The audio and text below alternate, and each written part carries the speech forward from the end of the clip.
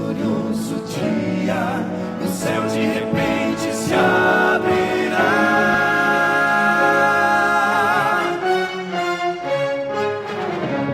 Cantos de pouco tempo, aquele que há de vir virá.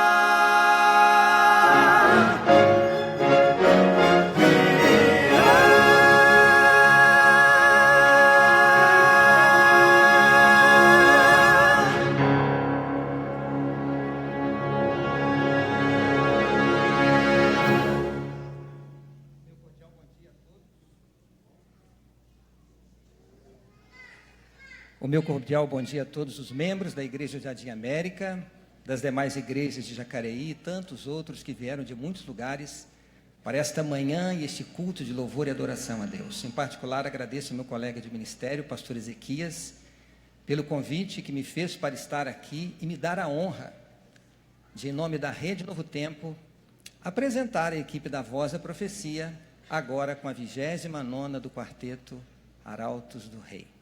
O nosso sonoplasta, Vitor Bahia, o diretor musical e pianista, pastor Jader Santos, o orador oficial da Voz da Profecia do programa Está Escrito, pastor Ivan Saraiva, e a 29ª formação do quarteto Arautos do Rei.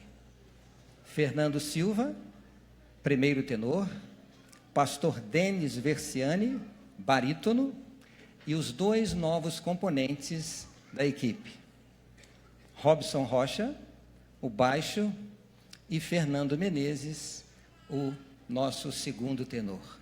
O meu pedido a todos vocês, que sigam orando pelo ministério da Rede Novo Tempo, em particular, pela equipe da Voz da Profecia, o quarteto Arautos do Rei, para que sigam anunciando com paixão e em alta voz a nossa grande esperança de que breve Jesus voltará.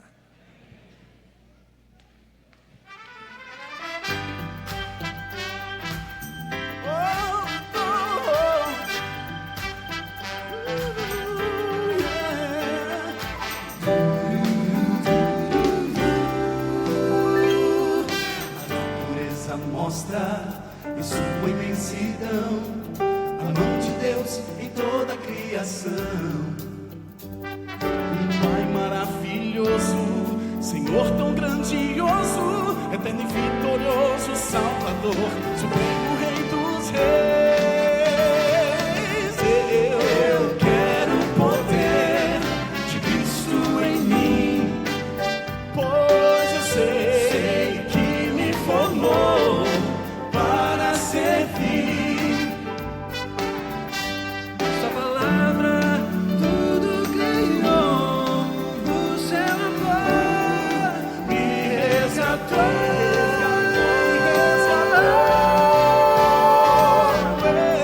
Eu quero o poder de Cristo em mim.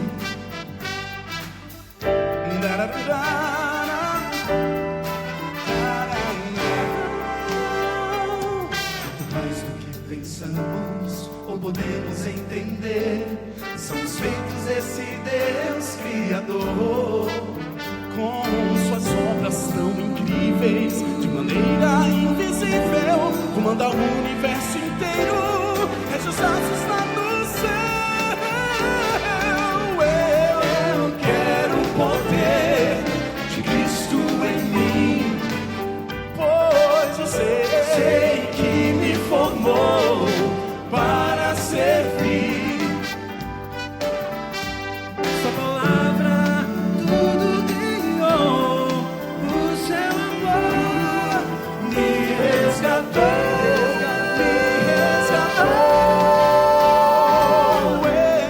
Eu quero o poder de Cristo em mim. Eu quero o poder de Cristo em mim, pois eu certo estou, sim, o que me formou para servir, ou para servir.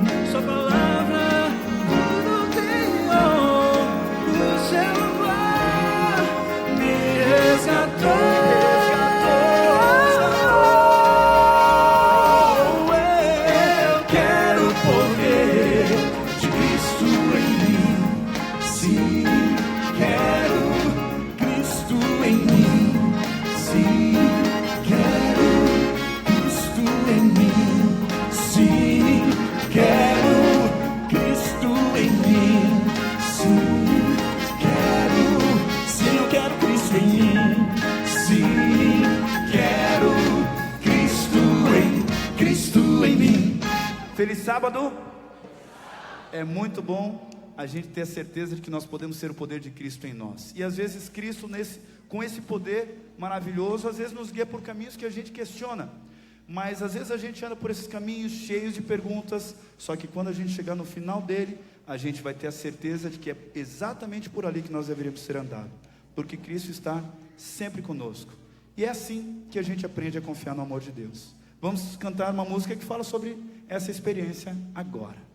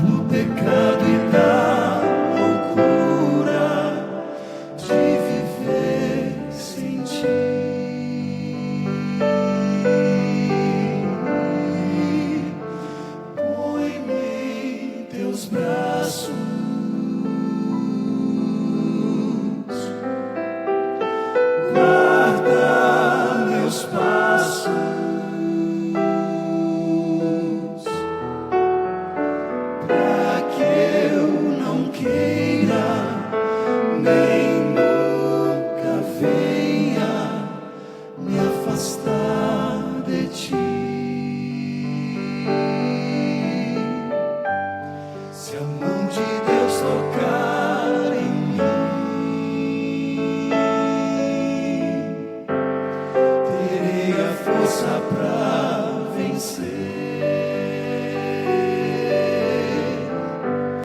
pra ser vitorioso, enfim.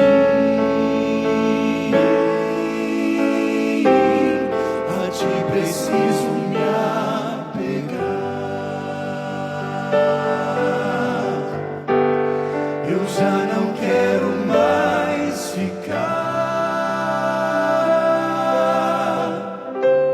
sem tua proteção, Senhor.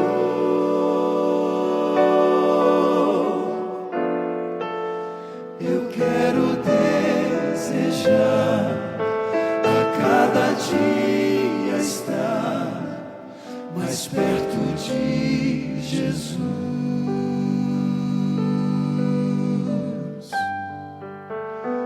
Ó Deus de amor,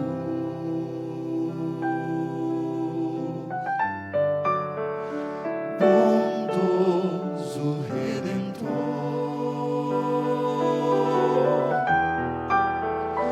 dias difíceis vêm,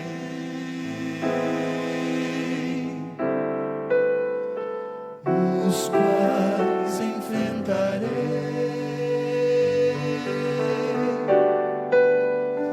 Manda teus anjos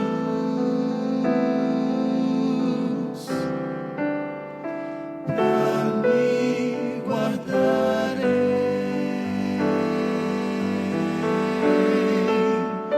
dos meus temores, deste mundo e seus horrores, onde reinam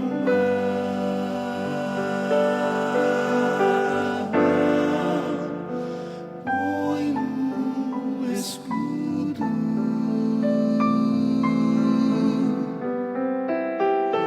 constrói um muro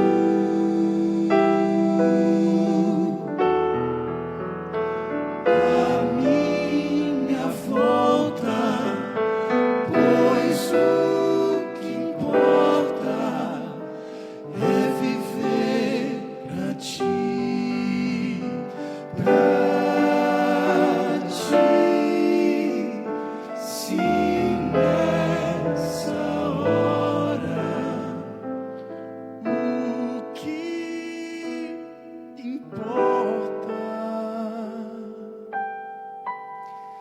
importa,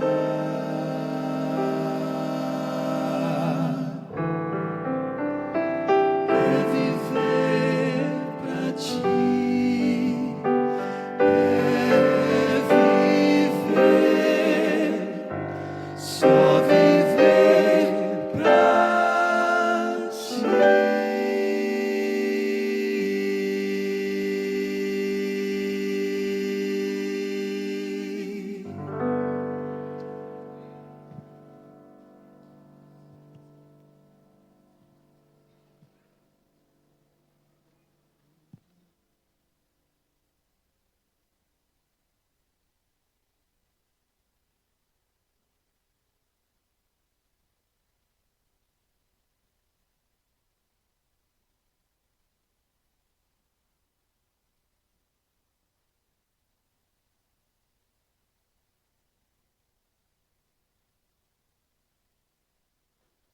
Som. Assim como você está, feche seus olhos, curve sua fronte, vamos juntos orar. Bondoso Pai que estás nos céus, nós te agradecemos porque temos a certeza da tua companhia aqui conosco. Essa é a maior honra e o maior presente que qualquer um de nós pode ter. A tua companhia e a certeza de que os teus santos anjos estão presentes nesse lugar. Que o teu Santo Espírito irá nos conduzir para a compreensão da tua palavra. Que mais uma vez ela seja simples, clara, e que ela possa chegar em alguns lugares do coração humano que são escondidos, às vezes até mesmo para nós. O Senhor precisa curar algumas coisas dentro do nosso inconsciente. O Senhor precisa nos fazer pessoas melhores para que o teu reino avance. Assim como os teus discípulos cresceram, se desenvolveram, se converteram, Isso não foi do dia para a noite. Da mesma maneira, Pai, temos falhas, temos incredulidade às vezes, falta de fé. Às vezes questionamos demais, agradecemos de menos. Mas isso, Pai, é porque o pecado nos destrói, nos corrói. E nós queremos pedir que, a despeito de tudo isso que o Senhor sabe, e a despeito de quem somos, o Senhor continue exercendo a Tua misericórdia sobre nós. Por isso, rogamos que o Teu Santo Espírito fale a nossa mente e ao nosso coração agora. É o que pedimos em nome de Jesus. Amém.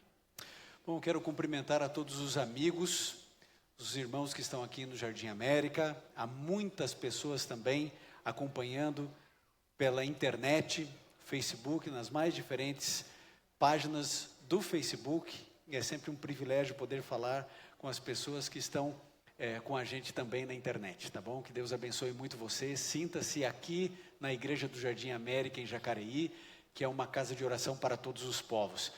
E eu tenho a alegria de estar aqui nesse sábado. É a primeira apresentação assim pública. Estivemos juntos com o Arautos ali no culto da Novo Tempo. Já estiveram no Caixa de Música, na TV Novo Tempo. Mas eu acho que é a primeira igreja que nós nos apresentamos, que é a nossa igreja, a igreja que os nossos filhos, que a nossa família frequenta. E eu percebo que existem pessoas que estão vindo aqui, são nossos amigos, estão vindo dos mais diferentes lugares. Eu vou fazer aqui algumas perguntas para poder conhecer um pouquinho melhor você. Quem está aqui em função da corrida de amanhã? Deixa eu ver, quem veio aqui pela corrida? Olha, só um bom número. Eu quero dizer que infelizmente eu não vou poder correr amanhã, eu vou voar. Eu espero que você tire um bom segundo lugar, certo? Na corrida amanhã, vai ser um privilégio, vai ser muito bom estarmos juntos amanhã na corrida. A gente tem um grupo no WhatsApp do pessoal que corre ali da Novo Tempo, e aí acho que foi a Bianca que perguntou, vocês sabem onde é que vai ser a largada? Aí alguém respondeu assim, vai ser bem no começo.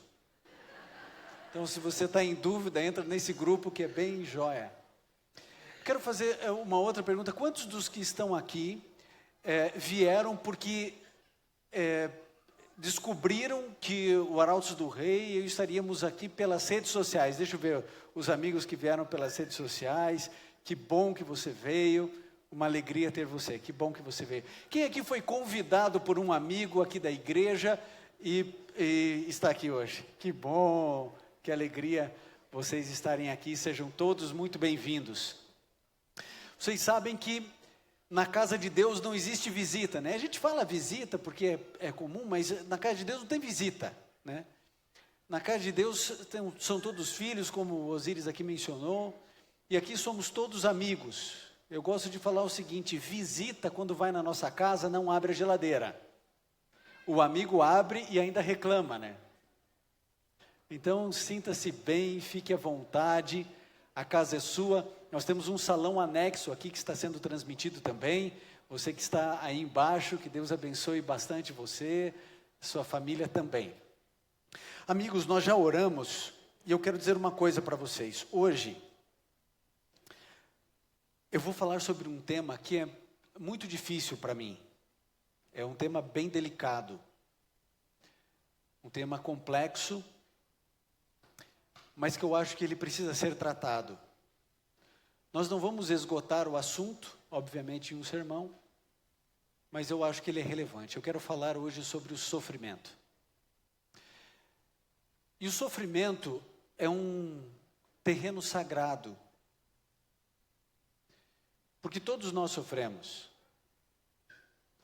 E embora hoje seja uma manhã de festa, de alegria, estamos unidos, reunidos, todos nós sofremos. E embora eu já tenha sofrido muito na minha vida, eu sei que eu sofri muito menos do que outras pessoas. E cada um sabe a alegria e a tristeza de ser quem é. Cada um sabe a complexidade do sofrimento que vive. O sofrimento, alguns teóricos dizem que seria da alma e as dores do físico. Fazem essa dicotomia didática. Mas não importa, todos nós sofremos. Seja com a velhice, que é um sofrimento, nós não temos mais 16 anos. O envelhecimento é a morte que se aproxima, é a força que se esvai, seja através de uma doença, seja ela tratável ou não, os sofrimentos psíquicos, emocionais, todos nós sofremos. O diabo quer que você pense que Deus é o causador do sofrimento, mas Deus não é o causador dele. O sofrimento não tem a sua origem em Deus. O sofrimento é um câncer à parte de Deus. Vocês sabem que quando a gente fala de sofrimento, a gente já lembra de um homem que viveu 300 anos antes de Cristo, aproximadamente, chamado Epicuro. Ele foi o primeiro que levantou um dilema, que é a grande problemática que muitos ateus ainda hoje tentam levantar, né? Eles dizem que há uma contradição, ele dizia, há uma contradição entre a onibenevolência de Deus e o sofrimento, uma vez que compreendemos que Ele é onipotente. O dilema dele, você já ouviu falar, ou Deus é poderoso, todo-poderoso, ou Ele é todo amor. As duas coisas, segundo Epicuro, seriam incompatíveis. Porque se Ele é todo amor, então Ele colocaria um fim no seu sofrimento e no meu, e no sofrimento da humanidade. A gente tem aí a Síria, né? Se Ele é amor, então Ele pode todas as coisas, já teria acabado todo o sofrimento. Então Ele diz, talvez Ele possa todas as coisas, mas talvez Ele não seja tão bom assim. Ou talvez Ele seja muito bom mesmo, mas talvez Ele não consiga fazer todas as coisas. Esse é um dilema de Epicuro, que em algum momento da nossa vida, a gente traz à mente, talvez não dessa forma, mas com uma pergunta, né? Por quê? Ou por que comigo? Eu me lembro que eu estava pronto para entrar ao vivo no Está Escrito, e no Instagram do Está Escrito, alguém colocou ali nos comentários para todo mundo ver. Ele disse assim, por favor, orem pela minha mãe. Eu olhei a foto dele, era ele, a esposa, um filhinho ou filhinha, não me lembro, de uns 10, 12 anos. Ele dizia, por favor, orem pela minha mãe. Ela mora em um determinado estado aqui do país, e ela mora sozinha e entraram na casa dela. Roubaram tudo e a violentaram. Uma senhora. Por que Deus permite essas coisas? Todos nós, durante essa semana, vimos fotos de crianças sofrendo na Síria. Por que Deus permite isso?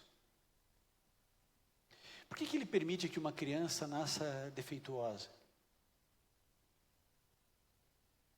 Por que Ele permite funerais como uma vez eu vivi? Acho que a Luciana lembra desse funeral. O pai foi assassinado. Deixou 3 filhos pequenininhos. Eu fui fazer esse funeral. As crianças se agarravam no caixão e berravam. As 3. Todo mundo longe do caixão. A esposa destruída e os 3 abraçando um caixão. Por que Deus permite isso? Por que o fim de cada ser humano é um final de dor? Por que essa realidade é tão forte? Por que Deus simplesmente não põe o fim? A gente ouve tantas coisas, a gente ouve os pregadores dizendo assim, não, Deus vai pôr um fim, mas tem um momento certo para isso acontecer. E a gente não tem dúvidas de que Deus vai pôr um fim em tudo isso. A questão é, quanto eu vou pagar enquanto Ele não põe um fim? Quanto eu vou ter que sofrer? Bom, eu quero fazer um estudo de caso com você, a partir de um personagem bíblico. Eu gostaria que você abrisse a sua Bíblia no livro de 2 Coríntios, no capítulo 12, a partir do verso 7. 2 Coríntios 12, a partir do verso 7. Você conhece bem esse texto? Refere-se à vida do apóstolo Paulo. E aqui nós lemos o seguinte. 2 Coríntios 12, a partir do verso 7.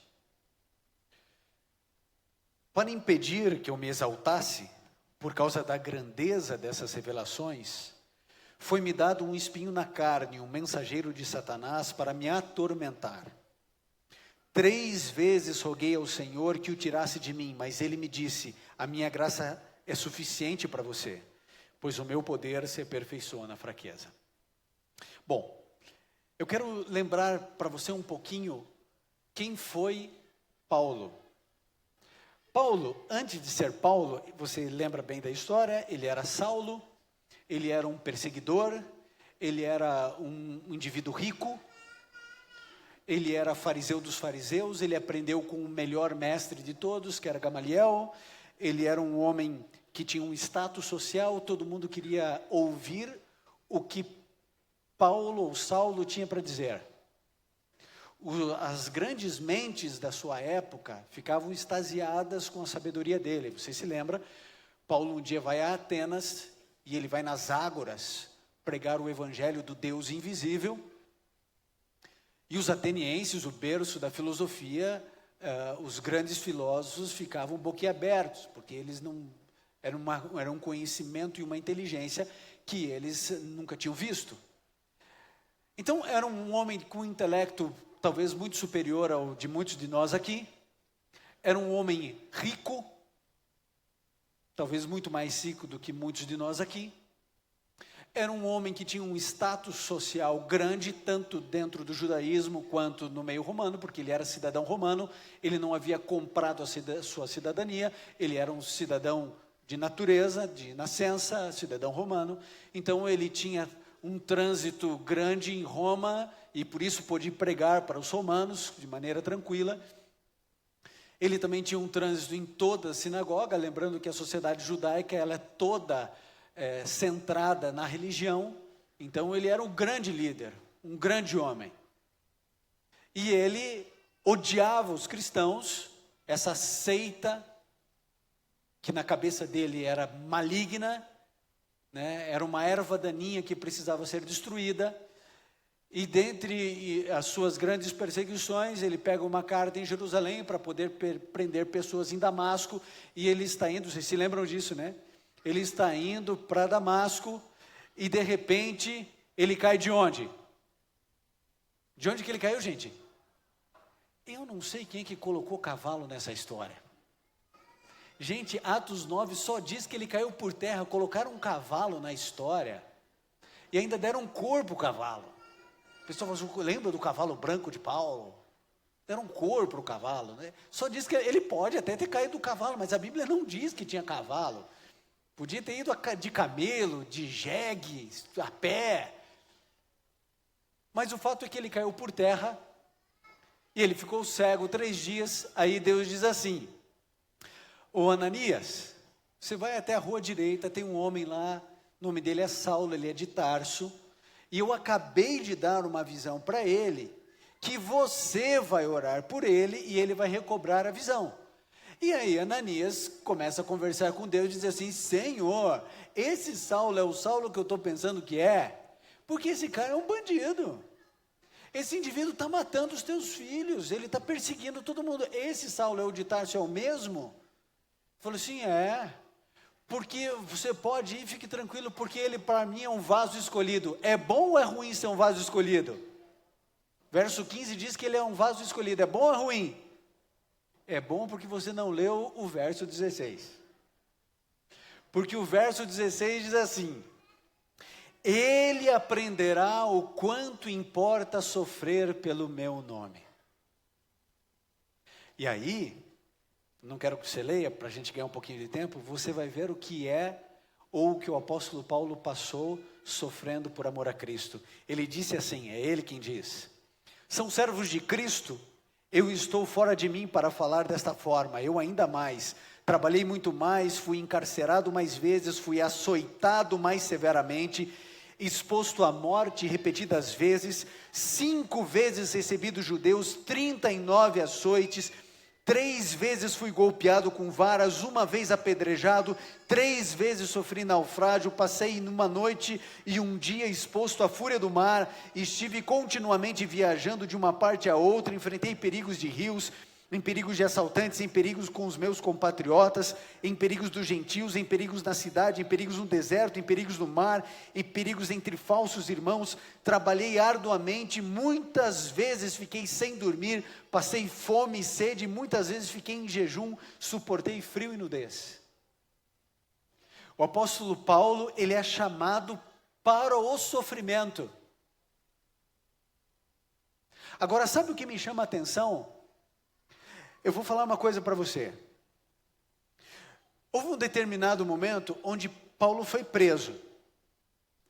E eu imagino que alguém chegou para ele e falou assim: agora você vai ver o que é bom para tosse, porque nós vamos espancar você. Se eu sou o apóstolo Paulo, eu ia pensar assim: bom, eu larguei tudo por Jesus. E eu ia pensar assim: ele abriu o mar vermelho, ele mandou fechar a boca dos leões, foi ele que me chamou, eu agora sou um apóstolo pela vontade dele. Eu vi que ele libertou Pedro da prisão, fez um terremoto e os anjos tiraram Pedro. Esse cara está achando que ele vai me torturar, mas não vai mesmo, porque Deus vai me proteger. E acorrentam o apóstolo Paulo. E a chibata vem. E a primeira chibatada desce e rasga a carne dele. Como você pensa que eram as costas do apóstolo Paulo? Como a sua? Como a minha? Era uma cicatriz só. 5 vezes, 40 chibatadas menos uma.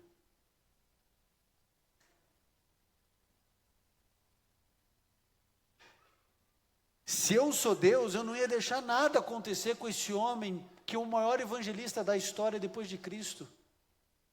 Mas Deus deixou. Ele foi apedrejado, dado como morto. Aí sabe o que eu fico indignado? É o fato de que o apóstolo Paulo, ele ora 3 vezes para Deus tirar um espinho na carne dele. Veja, ele não está dizendo assim: Senhor, que não me torturem mais, Senhor, eu não quero mais passar fome. Ele poderia estar reclamando, dizendo: o Senhor não disse que o pão e a água seriam certos? Eu não sei o que é esse espinho na carne. Os teólogos aí, quase todos, dizem que provavelmente seria alguma coisa na visão do apóstolo Paulo, mas ninguém sabe ao certo. Mas também nesse momento não importa. O fato é que aquilo incomodava profundamente o apóstolo. Eu não sei o que incomoda você, o que machuca você, o que fere você. O apóstolo Paulo disse assim: olha, 3 vezes eu orei. Eu não acho que o apóstolo Paulo orou 3 vezes seguidamente. Eu acho que ele estava no limite dele, físico e emocional, e ele clama a Deus. E Deus diz não. Passa um tempo, ele chega no limite de novo. Ele clama a Deus. Deus diz não. Passa mais um tempo, ele não suporta mais, ele vomita diante de Deus, clamando: Senhor, tira isso de mim. E Deus disse não. E ele disse: olha, o meu poder se aperfeiçoa na tua fraqueza. E você vai morrer com esse espinho. Deus disse não. Se eu sou Deus, eu digo sim. Mas Deus disse não. Vocês se lembram de Jó? Deus declara que ele era um homem íntegro, reto, temia a Deus e se desviava do mal. De quantos Deus disse isso na história? Por isso eu suponho que Jó tenha sido um homem, no sentido genérico do gênero, superior, se não a todos nós aqui, a muitos de nós. Homem íntegro, reto, teme a Deus, se desvia do mal. Aí aparece o diabo, e Deus diz assim: você viu meu servo Jó? Você domina sobre toda a terra, mas naquele coração você não tem espaço. E aí Jó acusa a Deus, e ele diz assim: teme Jó a Deus em vão. E a acusação do diabo é séria, porque ele está dizendo assim: tudo que ele tem, ele foi dado pelo Senhor, então ele é um interesseiro. Na verdade, você, Deus, é o corruptor e ele é o corrompido. Você compra a fidelidade de Jó, porque é o homem mais rico da terra, tudo vai bem para ele, é um homem sábio, inteligente, uma família extraordinária, é o homem mais rico da terra. Você compra, a relação de vocês é uma relação promíscua, não é verdadeira, não é sincera. Isso que você está dizendo, que ele é íntegro, reto, isso aí é conversa. Você comprou Jó. E Deus disse assim: não, mais uma vez você está mentindo, você é o pai da mentira, você é um mentiroso, isso não é verdade. Falou assim: ah é? Então tá bom, vamos fazer aqui a prova dos 9. Pode tirar tudo que ele tem. Qual foi a primeira coisa que o diabo tirou de Jó? O que ele tirou? Queridos pais, qual vai ser a primeira coisa que o diabo vai tocar na sua vida?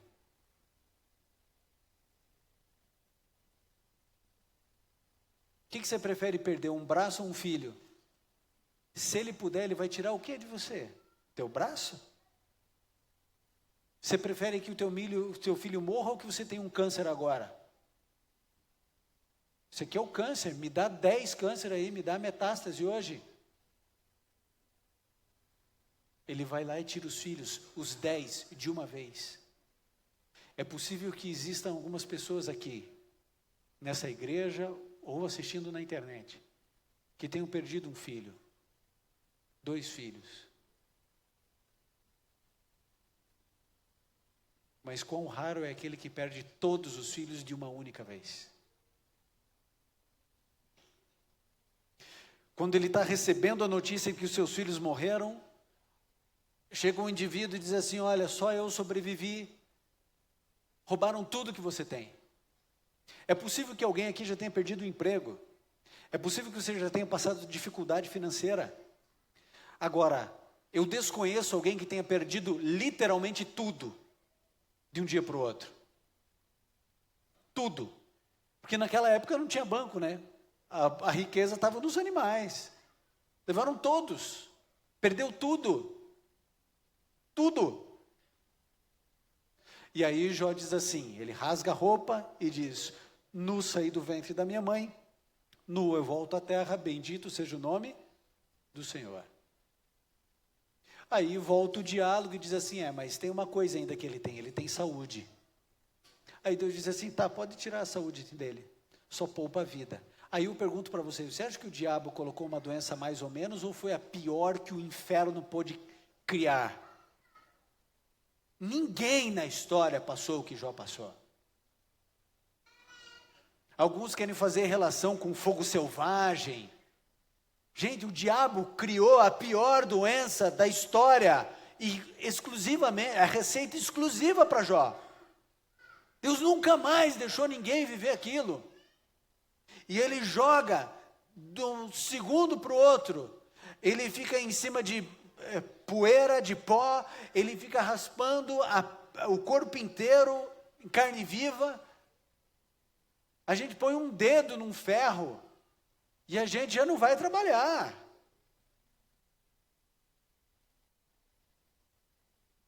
Quando os amigos chegam perto de Jó, eles ficam 7 dias em silêncio, porque não sabem o que dizer. E aí começa todo o diálogo. Jó, ele tem uma coragem, porque chega um determinado momento, você se lembra da história, os amigos dizendo: olha, você errou, Deus é justo, Deus é bom, Deus se você está assim é porque alguma coisa aconteceu. E aí Jó diz assim: eu queria que existisse um juiz entre mim e Deus. Ele ia colocar as causas dele e eu ia colocar as minhas causas, porque Jó sabia quem ele era.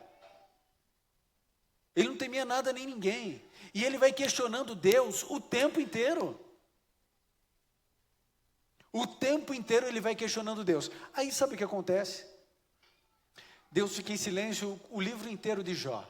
só abre a boca no capítulo 38. Sabe o que eu espero de Deus? Eu espero que Deus chegue e diga assim: Jó, meu filho, parabéns, meu filho. Você é um filho maravilhoso. Eu não podia ter dito para você, mas você virou um espetáculo para todo o universo. Você acredita que o diabo disse que a nossa relação era de mentira? Você acredita que a gente foi acusado de ter uma relação promíscua? Você acredita que ele acusou você de ser um indivíduo interesseiro, e eu sabia que você não era, e você provou para o universo inteiro? Parabéns, Jó. É isso que eu espero de Deus. Mas sabe o que Deus fala no capítulo 38? Deus chega para Jó e diz assim: quem é você? Agora você vai calar a sua boca e você vai me ouvir. E ele começa: onde estava você, Jó, quando eu fundei esse planeta? Quando as estrelas da alva juntamente cantavam? Onde você estava quando eu estabeleci os astros? Quem é você que encobre o meu conselho? Depois de tudo que Jó passou, Deus diz assim: fica quieto. E mais do que isso, vocês se lembram como os filhos de Jó morreram? Vocês se lembram como foi? A Bíblia diz que foi um vento que bateu nos 4 cantos da casa, redemoinho. E todos, o telhado caiu, a casa caiu, matou todos. Sabe como que Deus aparece para Jó? Num redemoinho. Que eu imagino deveria ser o maior trauma e o maior tormento. Jó não podia, naqueles dias de sofrimento, sentir uma brisa que lhe lembrava dos filhos. E quando Deus aparece, ele aparece no meio do seu tormento. E ele aparece como um furacão, como um redemoinho. Ele coloca Jó no lugar dele. Por outro lado, eu encontro na Bíblia a história de 3 mocinhos chamados Sadraque, Mesaque e Abednego, que depois da loucura, da insanidade de Nabucodonosor de fazer uma estátua inteira de ouro, porque o sonho era: olha, vai ser só a cabeça de ouro, ou seja, o teu reino vai passar. E ele diz: não, não vai passar, a estátua inteira de ouro. E todo mundo vai ter que se ajoelhar, e todo mundo vai ter que adorar, e reúne o reino inteiro, e todo mundo tem que se ajoelhar ao som dos instrumentos. E aí então todo mundo ajoelha, porque senão tem pena de morte, pena capital. E aí então os 3 ficam em pé. Nabucodonosor dá uma segunda chance, podia não ter dado, mas diz assim: olha, vai tocar o instrumento de novo. Se não ajoelhar, vocês vão lá para a fornalha, vocês vão morrer. E eu adoro a resposta deles, porque eles dizem assim: ó rei, o nosso Deus pode nos livrar, mas mesmo que não livre, porque a gente sabe o final da história, mas eles não sabiam. O nosso Deus pode nos livrar, mas mesmo que não livre, mesmo que a gente tenha que morrer queimado, vivo, a gente não vai se curvar. Gente, eu fiquei pensando, né, se eu estivesse lá no reino, sabe o que eu ia ter feito? A hora que tocasse o instrumento, eu ia me ajoelhar e ia falar assim: Senhor, o meu coração é teu. Senhor, tu sabes que eu só estou aqui ajoelhado porque eu tenho que testemunhar do teu amor. E se eu morrer, eu não vou poder testemunhar. Então, o Senhor sabe que eu te adoro, meu coração é teu, o que importa é o coração. Mas Sadraque, Mesaque e Abednego ficaram em pé. E aí manda esquentar 7 vezes a fornalha e joga os 3. E depois que joga os 3, quem joga é morto. E de repente ele diz assim: espera aí, não eram 3? O rei diz, né? Como é que tem 4 e o 4º é semelhante ao filho dos deuses? Para os 3, Deus desce. Porque Deus poderia ter livrado os 3 sem precisar descer, eu não podia. Podia ter só livrado, mas não, Jesus desce. E eu fico imaginando o que eles conversaram dentro daquela fornalha. Jesus desce para atender e para salvar os 3. E quando ele sai, não tem nem cheiro de fumaça. Aí armam depois, mais tarde, para Daniel. Ninguém pode orar para outros deuses, a não ser para o rei, aquela história toda. Daniel continua orando no mesmo lugar, na mesma janela, 3 vezes ao dia, voltado para Jerusalém. E aí os leões estão lá, a cova está lá. E jogam Daniel e Deus vai lá e fecha a boca do leão. O que acontece? Que Deus pega e diz o seguinte: ô Paulo, você vai passar fome, eu não vou dar comida para você, você vai passar fome, você vai passar frio, você não vai ter roupa, vão apedrejar você, depois vão espancar você, e é isso aí. E se você me pedir alguma coisa, eu também não vou te dar. Jó, é o seguinte, você vai passar tudo o que você vai passar, e acabou a conversa. Mas para outro, Deus vai lá e diz assim: eu vou visitar vocês, e eu vou estar com vocês no meio da fornalha, eu vou fechar a boca dos leões. Querido, não é exatamente isso que a gente vive na igreja? A criança tem leucemia, a igreja ora, faz vigília, faz jejum, e ela é curada. A outra criança tem o mesmo problema, a mesma igreja ora, jejua, faz vigília, e ela morre.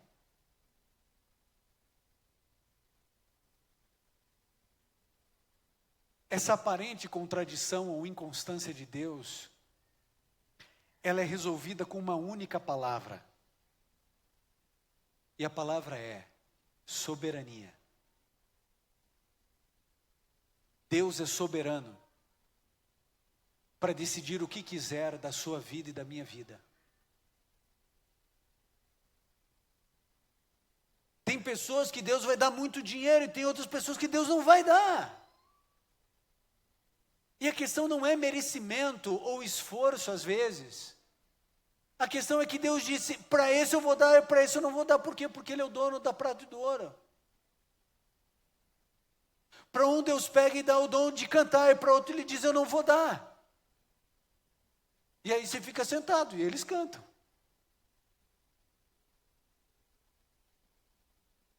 E por que você não canta? Porque se você falar que vai cantar, não aparece um para ver. Porque Deus não deu o dom. Para um, Deus diz assim: vai morrer bebê. Para outro, Ele diz assim: vai viver até os 99 anos, Billy Graham. Para um, Deus diz assim: olha, vai morrer de AVC. Esse aqui vai morrer de acidente. Eu não sei se você já entendeu, mas o último ar que você respirou não é seu.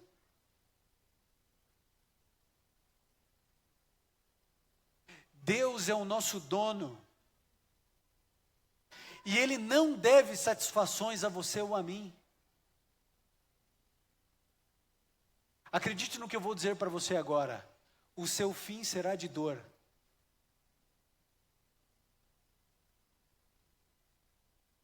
O seu fim será de dor. E acredite na segunda verdade que eu vou te trazer hoje. Os piores dias da sua vida ainda não chegaram. Os piores dias da sua vida ainda não chegaram. Nós criamos um evangelho açucarado que não é bíblico. Nós criamos um evangelho de conto de fadas. A gente lê o Salmo 91 e a gente diz lá, a gente lê: 1000 cairão ao teu lado, 10.000 à tua direita, e tu não serás atingido. E a gente pensa: esse tu aí sou eu. Gente, por uma questão de probabilidade é mais fácil a gente estar entre os 11.000 que tombaram do que esse que ficou em pé. Aliás, a gente não está nem aí com os 11.000 que tombaram. A gente quer saber da gente. Eu estando bem, a minha casa estando bem, está tudo certo. O outro que tenha câncer, o outro que esteja no hospital, Se eu não conhecer, melhor. Mas nesse exato momento, milhões de pessoas estão doentes à beira da morte que a gente não conhece, por isso que a gente está bem. Porque o sofrimento do outro é do outro, eu tenho os meus, e cada um pegue a sua cruz e viva a sua vida. Agora Deus, Ele é soberano para definir tudo na sua vida e na minha. Ele não deve satisfações para mim. Se Ele achar que eu devo morrer amanhã numa viagem com o quarteto, eu vou morrer.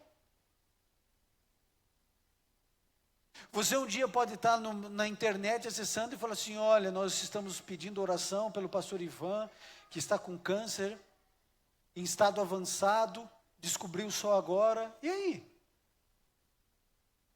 Pode acontecer com outro e não pode acontecer comigo? Querido, no Brasil, a cada 20 minutos uma mulher é violentada. Mas isso pode acontecer com a mãe daquele rapaz que eu contei no início do sermão, com a minha não. Com a minha filha não.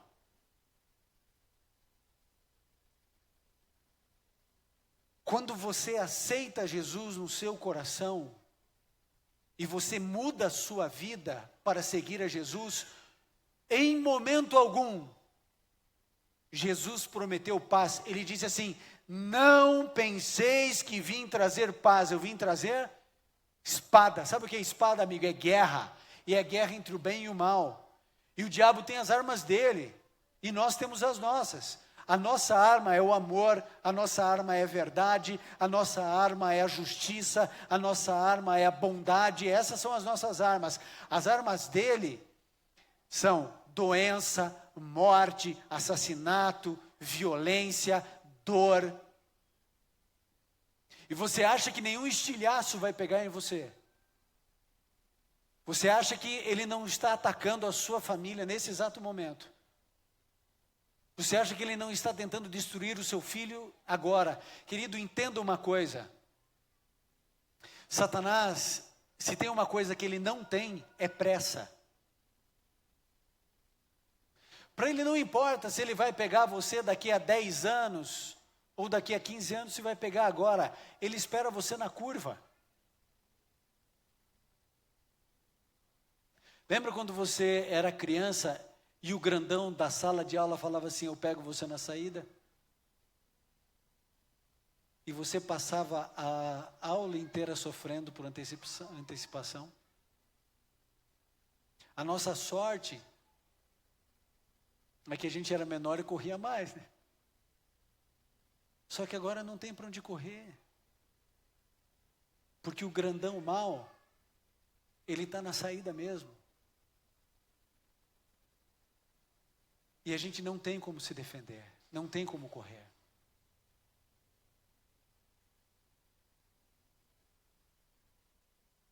Eu não sei quais são os critérios que Deus usa para salvar um e para deixar que o outro sofra. Eu não sei porque em alguns casos ocorrem milagres sobrenaturais, um negócio fora de tudo e o indivíduo é salvo.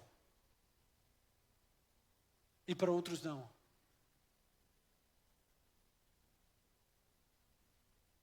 Mas a gente precisa entender uma coisa. Se você sabe quem é Deus, você não precisa de todas as respostas, você precisa confiar naquele que sabe todas as coisas. E isso é fé. Sabe o que é fé? É você enxergar o invisível.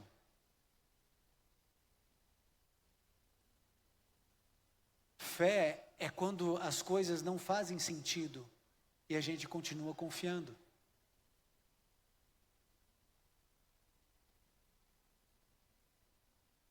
Quantos de vocês acham que eu preguei esse sermão com um passarinho vivo no bolso desse paletó? Quem aqui acha que isso é possível? Que eu preguei esse sermão com um passarinho vivo aqui dentro do bolso do paletó? Quem acha que isso é possível? Temos uma criança. Tem alguém que crê que tem um passarinho vivo aqui no bolso? Deixa eu ver se tem uma mão aqui. Tem alguém que crê nisso? Não crê? Mas você está errado. Está aqui. Você está vendo? Quem está vendo o passarinho? Ó, ele vai voar agora. Você crê nisso ou não? Porque você não vê. E porque você sabe que não tem nenhum passarinho aqui. A fé, amigo, é quando você não vê Deus agindo, é quando você não vê sentindo no que está acontecendo, mas você acredita no passarinho que voa, que você não vê. Eu não preciso ver para crer, como Tomé colocou na mente, porque Deus disse, bem-aventurados que não viram e creram. Quantas vezes na minha vida eu não entendi Deus? Quantas vezes Deus não fez sentido? Quantas vezes eu não consegui ver o passarinho que Deus dizia, está aí o passarinho, está voando aí na tua cabeça, e eu não vi. Mas isso é fé. É quando as coisas não fazem sentido. Você quer ver uma situação onde nada faz sentido? Eu era professor de Bíblia há muitos anos lá em Curitiba. Eu estava dando aula para o primeiro ano do ensino médio. E eu estava apresentando provas filosóficas da existência de Deus. Não científicas, filosóficas. São os pensamentos e tal, né? E lá no canto, perto da janela, tinha uma menina quase que deitada na cadeira. Seu gestual dizia que ela não estava nem aí para a aula, e realmente ela não estava. E eu lá me acabando, né, tentando trazer um pouco mais de racionalidade à fé daqueles meninos. E a menina nem aí. Alguns prestando atenção, outros ora prestavam, ora não prestavam, mas ela nem aí o tempo inteiro. E no meio da aula, já quase para o final, a menina ergueu uma mão, eu falei, opa, parecia que não estava prestando atenção, mas está. Ela ergueu uma mão, eu disse, pode falar. E ela disse assim, ô professor, vamos acabar com essa palhaçada logo? Eu falei, como assim? Essa história de que Deus existe, professor, todo mundo sabe que isso aí foi inventado pelos fracos, que não tem condições de... E aí começou o discurso dela, menina de 16 anos, eu fiquei ali meio vendido na história, não esperava aquela argumentação, a aula já estava acabando, e o sinal bateu. Eu falei, a gente continua na próxima aula. E eu tinha o costume de cumprimentar os alunos um a um enquanto eles saíam. E eu via que o pessoal ia indo, eu tchau, tchau, tchau, era a última aula da manhã, tchau, tchau. E eu vendo que a menina estava lá só de rabo de olho, enrolando no material dela lá, com vergonha, né? Eu esperando, tchau, tchau, de repente quase ninguém na sala de aula. Aí eu cumprimentei, eu falei, você não sabia que eu tinha uma teia aqui dentro da sala de aula? Ela disse, isso é verdade, eu não acredito mesmo em Deus e tal. Eu falei, não, a gente precisa conversar. Ela disse, a hora que o senhor quiser. Eu falei, então vamos conversar hoje, você pode hoje? Eu falei, sim, pode, que horas? 2:30. Eu falei, tá bom, na sala pastoral, 2:30, 2:30. Eu nem almocei aquele dia. Eu fui direto para o computador, para a biblioteca da escola, buscar evidências e outras provas de que Deus existe. Eu pensei, essa menina vai sair daqui orando, né? 2:30, menina em ponto ali. E eu comecei a usar meus argumentos. Existe uma técnica, não sei se você sabe, mas de argumentação, que você começa do argumento mais frágil para o mais complexo e mais bem elaborado. E eu usei esse caminho, mas nada demovia a menina. 16 anos, eu pensei, o que aconteceu na vida dessa menina para ela estar assim, 16 anos? Eu sei que chegou uma hora que ela começou a falar, e enquanto ela falava, eu orava. E eu não me lembro o que eu falei. Eu sei que eu falei alguma coisa, alguma frase, e ela se desmontou e ela começou a chorar. Quando ela começou a chorar, eu pensei, agora começou o aconselhamento. Ela chorou bastante.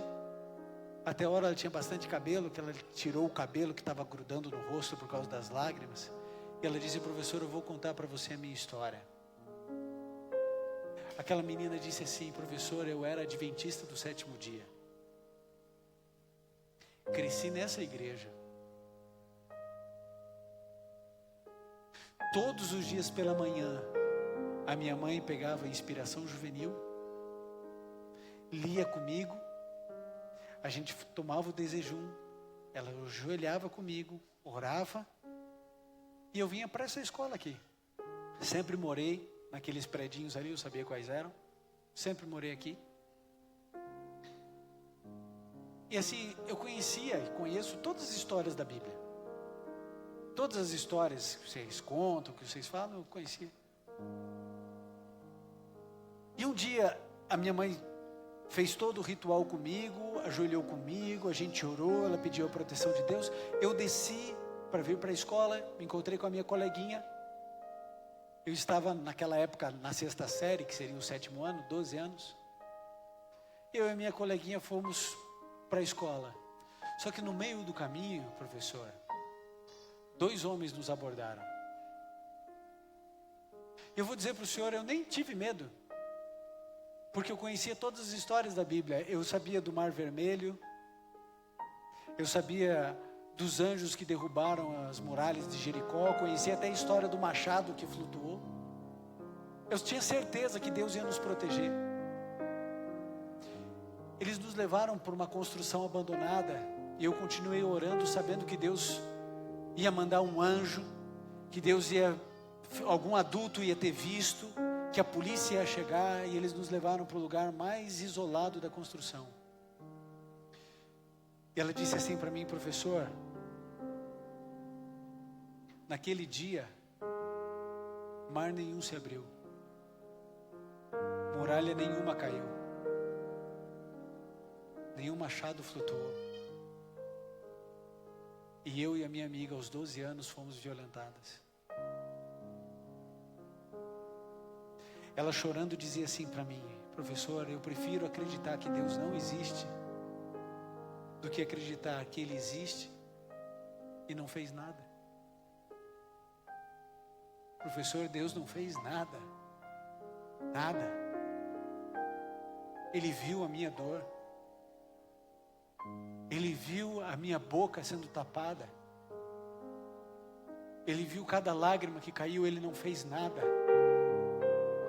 Eu prefiro acreditar que Ele não existe do que imaginar que Ele existe e não fez nada por mim. Eu não sei o que você diria para uma menina dessa, mas eu sei o que eu disse. Eu olhei para ela e disse assim: menina, perdoe Deus. Perdoe Deus. Não que Deus tenha errado, mas um dia Deus vai colocar você no colo e Ele vai explicar o inexplicável.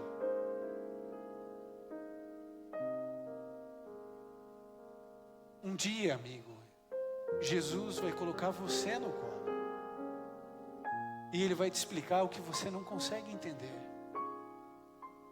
Por que aconteceu as coisas que aconteceram com você e comigo? Por que roubaram a nossa pureza, a nossa inocência? Por que arrancaram um pedaço de nós? Por que Ele permitiu que o filho morresse? Por que Ele permitiu que o filho enfiasse no mundo das drogas? Por que Ele permitiu que o lar fosse destruído? Um dia Deus vai explicar o inexplicável. Um dia Ele vai curar todos os seus traumas. Um dia Ele vai visitar o teu coração como Ele nunca visitou. E Ele vai limpar de um jeito que nunca mais vai ter dor. Mas enquanto isso não ocorre, eu e você precisamos acreditar no passarinho que a gente não vê, nas coisas que não fazem sentido. A gente não entende porque Ele disse não para Paulo. Porque ao invés de acolher Jó, Ele disse: fica quieto, porque eu sei o que eu estou fazendo. A gente não entende porque uns parecem que são mais abençoados do que outros. E por que a gente se sente tão mal? Porque a gente acha que o outro é melhor do que a gente. Porque a família do outro é melhor, porque a vida dos outros é mais... A gente não entende. E nenhum pastor, nenhum padre, nenhum líder, ninguém vai explicar isso para você. Porque existem coisas que Deus reservou para Ele, que só Ele vai explicar. Enquanto isso, você vai escolher um caminho ou da revolta, da insatisfação, ou da submissão e entender: esse ar que eu respiro não é meu. Foi Deus quem me trouxe a vida e a existência, minha vida pertence a Ele. Temos recebido o bem do Senhor, porque não receberemos o mal. Eu quero fazer um apelo agora, para todos aqueles que assim como eu sofrem, e não têm respostas para algumas questões da vida. Eu queria convidar aqueles e apenas aqueles que têm alguns questionamentos para Deus, que você gostaria que quando Deus achar por bem, seja na terra ou no céu, que Ele explique para você. Eu queria que você viesse aqui à frente, para orarmos juntos ao Senhor. Eu sei que você tem dores dentro do seu coração, perguntas sem respostas, e é isso que vamos apresentar ao Senhor hoje. Você tem algo que você quer questionar a Deus? Vem um pouco mais à frente. Venha, nós vamos orar juntos. Nós vamos clamar a Deus, para que Ele nos ajude, para que Ele nos dê a fé necessária para confiarmos, mesmo sem entendermos. Pode vir, venham à frente, há mais pessoas vindo, venham, há mais espaço aqui à frente, podem vir. Venha. Esse é o momento onde nós vamos orar juntos. E enquanto você vem, eu preciso dizer uma coisa para você. Há uma frase que tem me ajudado muito. Essa frase diz assim: toda dor é por enquanto. Toda dor é por enquanto. Toda dor é por enquanto.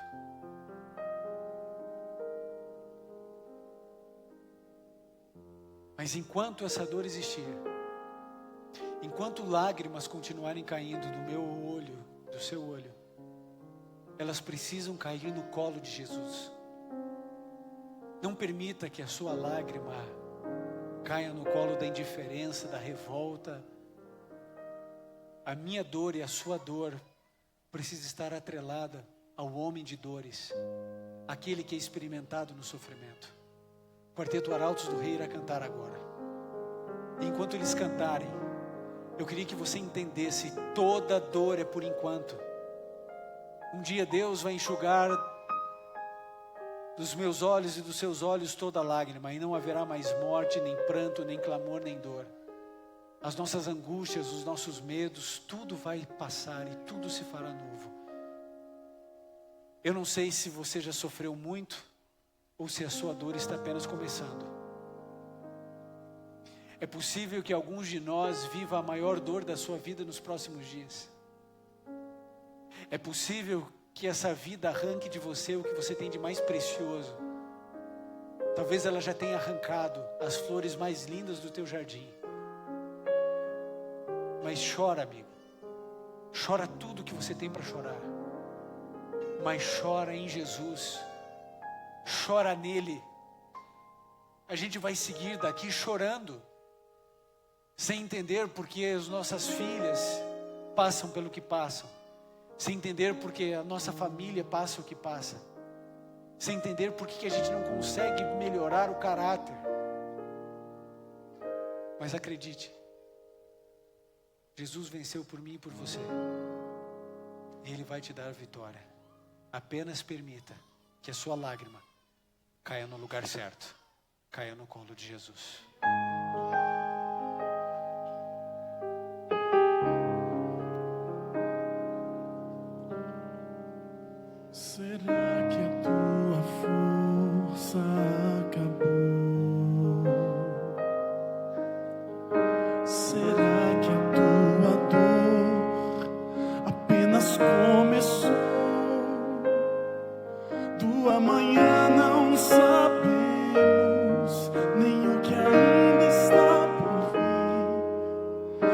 Não sabemos se é tormento ou furacão. A vida prega peças duras e cruéis. A vida é feita de surpresas e revés. Mas uma coisa eu te digo, em meio à aflição, quando tudo parecer desilusão,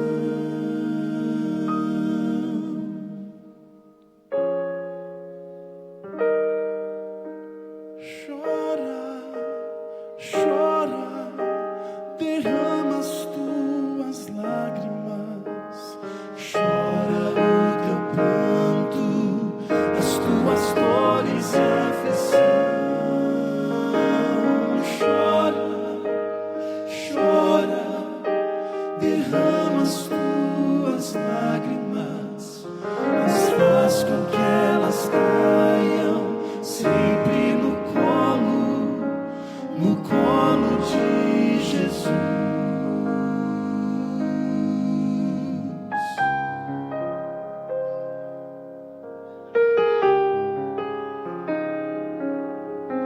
Pra quem já batalhou e só perdeu, pra todo que lutou e ainda não venceu, ainda existe esperança. Isso aqui não é o final. Pela fé espere só um pouco mais, pois um milagre ainda pode acontecer. Pra todo aquele que com fé compreendeu que existe um Deus soberano em qualquer situação, então descansa nesse Deus que tudo vê. Chora, chora, derrama as tuas lágrimas, chora o teu pranto, as tuas dores e aflição. Chora, chora, derrama as tuas lágrimas, mas faz com que elas caiam sempre no colo de Jesus. Confia no poder que Ele tem, confia no amor que Ele é, e crê que Ele vai um dia explicar o que ninguém jamais entendeu.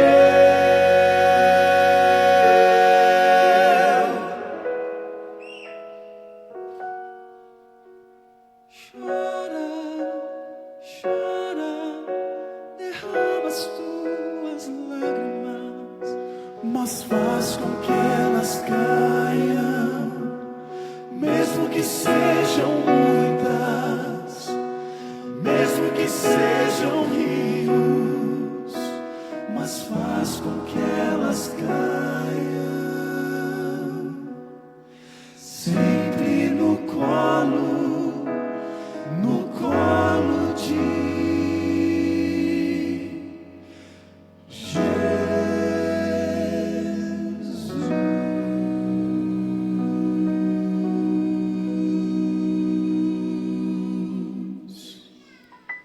Toda dor é por enquanto. Toda dor é por enquanto. Nessa vida a gente ri, brinca. Mas quando a dor vier, Talvez ela esteja já aí dentro de você, ou talvez ela venha em pouco tempo, ou muito tempo, mas quando ela vier, não se esqueça. A Bíblia diz que toda dor é por enquanto.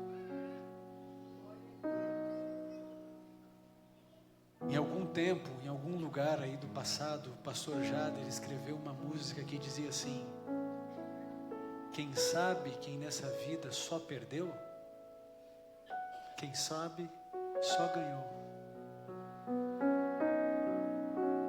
Quem disse que perder é derrota? Quem disse que toda dor destrói? Quem disse que todo fracasso é para destruição?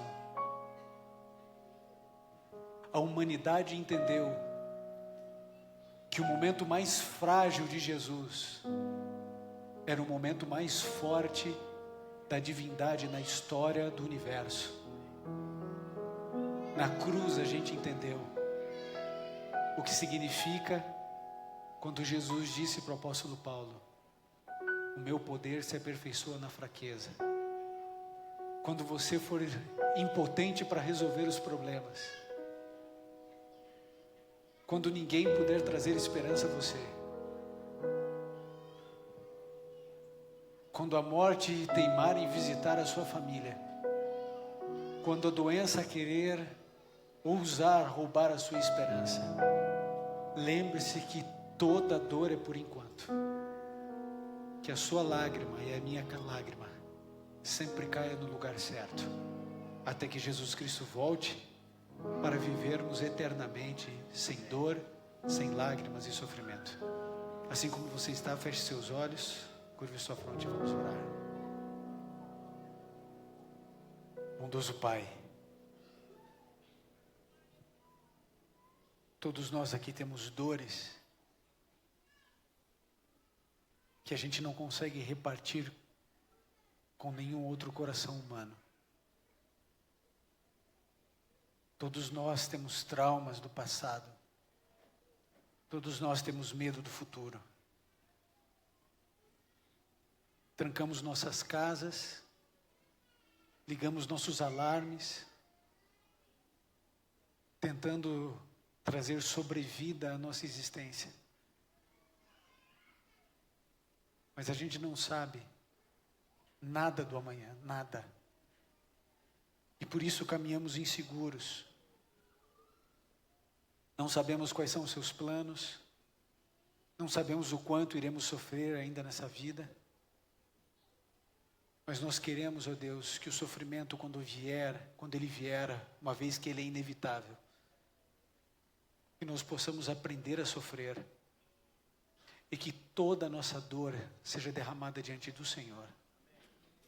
Nós não vamos entender, nós não vamos compreender todas as coisas aqui nessa vida, mas nós queremos confiar no Teu caráter, na Tua bondade e nas razões que o Senhor tem que a razão humana desconhece.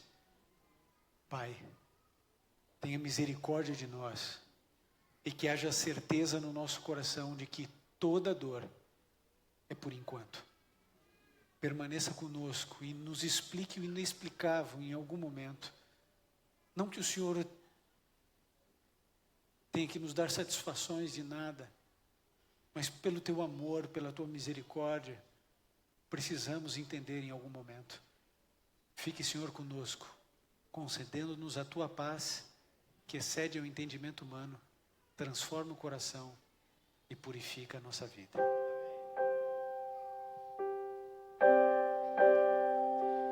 Pai nosso que estás nos céus, santificado seja teu nome, teu reino venha, tua vontade na terra e no céu.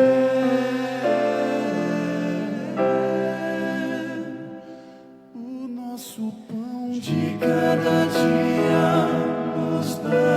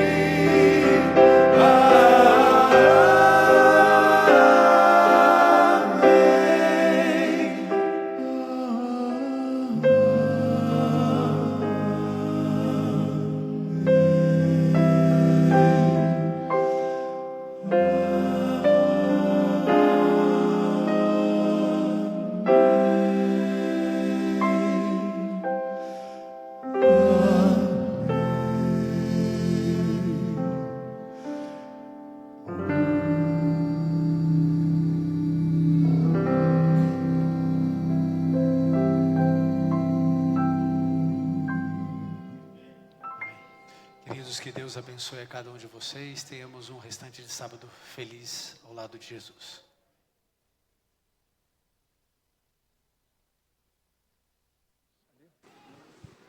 Amigos, nós queremos convidá-los agora, a nossa igreja está repleta e a gente tem agora, ao final do nosso